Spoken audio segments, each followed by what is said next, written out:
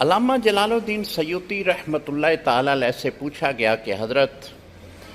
قبر میں 3 سوال کیے جاتے ہیں اور تینوں سوال کے جواب ہاں میں آنے سے اللہ جنت عطا کر دیتا ہے،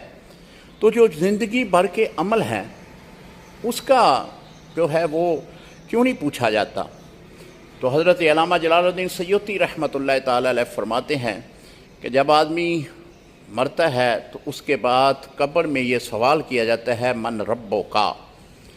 اس کا جواب اللہ یہ سننا چاہتا ہے کہ دنیا میں جو زندگی گزاری ہے اس نے، اس کے متعلق تو بتائے کہ زندگی میں وہ کس کو رب کہتا رہا ہے، تو وہ ربی اللہ کہے گا۔ اللہ اس جواب پہ خوش ہو جاتا ہے۔ پھر اللہ تعالیٰ کی طرف سے سوال آتا ہے مادینوں کا، اس کا عقیدہ تو ٹیسٹ کیا جائے کہ اس کا عقیدہ کیا ہے، تو وہ جواب دیتا ہے